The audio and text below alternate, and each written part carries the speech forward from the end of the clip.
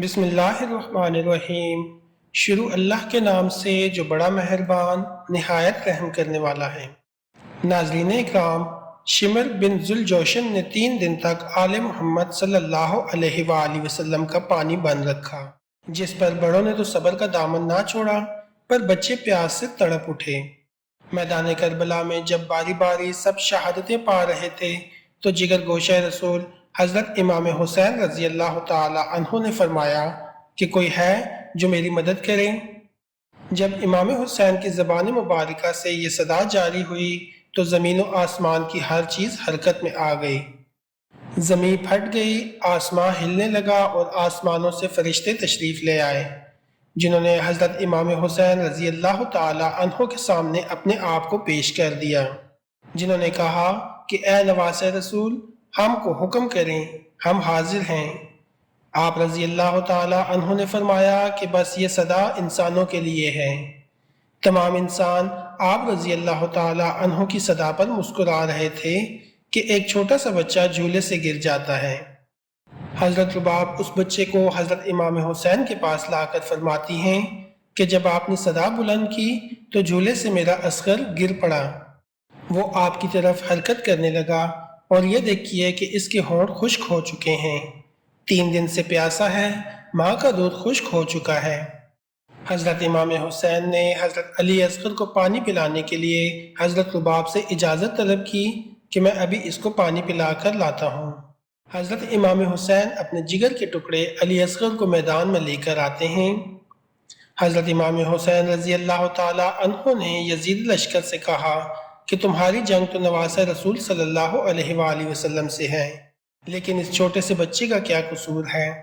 اس چھوٹے سے بچے کو پانی پینے دو، اس نے آپ کا کیا بگاڑا ہے؟ یزید گروپ کی طرف سے آواز آئی کہ اے حسین، پانی تم خود پینا چاہتے ہو اور نام اس بچے کا استعمال کر رہے ہو۔ یزیدی لوگوں نے کہا کہ اگر یہ بچہ خود اپنے لیے پانی مانگے گا تو ہم اس کو پانی پینے کی اجازت دے دیں گے۔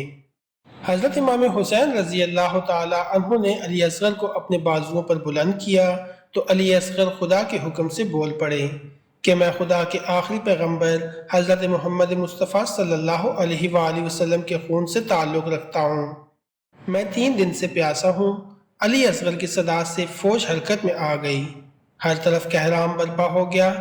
عمر بن سعد اور شمر نے کہا کہ ایسے تو ہماری فوج بغاوت پر اتر آئے گی۔ یزیدی فوج کی طرف سے آواز بلند ہوئی کہ ہرملہ تیر چلا، ہرملہ تیر چلا۔ ہرملہ کے پاس جو جانوروں کے شکار کے لیے تیر تھا، ہرملہ نے وہ تیر امام علی اصغر کی طرف بلند کیا۔ تیر بہت ہی تیز اور 3 نوکوں والا تھا۔ تیر کی ایک نوک امام علی اصغر کی کمر میں لگی، دوسری نوک اس کی بازو پر لگی اور تیسری نوک امام علی اصغر کے کان میں لگی۔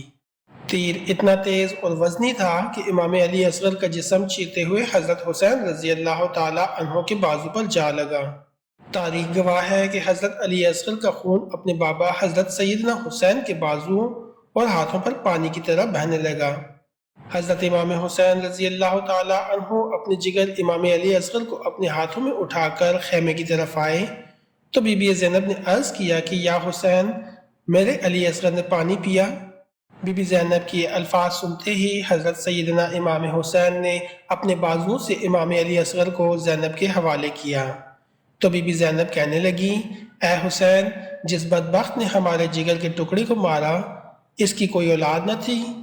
حضرت سیدنا امام حسین نے فرمایا کہ بی بی زینب، صبر کا دامن ہاتھ سے نہ چھوڑو، خدا کی مرضی یہی ہے جو ہمارے ساتھ ہو رہا ہے۔ ہماری جانیں قربان کرنے سے ہی میرے نانا حضرت محمد مصطفیٰ صلی اللہ علیہ وآلہ وسلم کا دین چلے گا۔ آؤ ہم علی اصغر کی قبر کو کھودتے ہیں اور علی اصغر کو زمین کے حوالے کرتے ہیں۔ حضرت سیدنا امام حسین نے اپنے خیمے کے پیچھے حضرت علی اصغر کی قبر کھود کر ان کو کربلا کی گرم زمین کے حوالے کر دیا۔ جیسے ہی امام علی اصغر کو دفن کیا گیا تو ہر طرف خون کی نہریں بہنے لگیں۔ جیسے ہی امام حسین رضی اللہ تعالی عنہ کی شہادت ہوئی تو بیویوں کے خیام جلائے گئے۔ حضرت محمد مصطفیٰ صلی اللہ علیہ وآلہ وسلم کے دین کی خاطر لڑنے والوں کی گردنیں کاٹی جانے لگیں۔ یزیدی فوج نے تمام سادات کی گردنیں ان کے پاک جسموں سے الگ کر دیں۔ پھر عمر بن سعد نے کہا کہ کوئی سر باقی تو نہیں رہ گیا۔ ایک ظالم اور بدبخت نے کہا کہ ایک سر رہ گیا ہے، وہ ہم کو نہیں ملا کہ وہ کہاں ہے۔ شمر نے کہا کہ اب کس کا سر باقی بچا ہے؟ اس نے کہا حضرت امام حسین کا جو سب سے چھوٹا بیٹا جسے ہم نے تیر مار کر شہید کیا تھا، اس کا کوئی پتہ نہیں چل رہا کہ حضرت امام حسین رضی اللہ تعالی عنہ نے اس بچے کو کہاں چھپا دیا ہے۔ شمر نے اپنی ساری فوج کو حکم دیا کہ زمین پر نیزے مارو اور علی اصغر کے سر کا سراغ لگاؤ کہ حضرت امام حسین رضی اللہ تعالی عنہ نے اس کو کس جگہ دفن کیا ہے۔ یہ بدبخت لوگ کربلا کی زمین پر نیزے مار مار کر امام علی اصغر کی سر کی تلاش کرنے لگے۔ آخرکار ایک جگہ پر تیر لگا اور وہاں سے امام علی اصغر کا جسم یزیدی لوگوں کو مل ہی گیا۔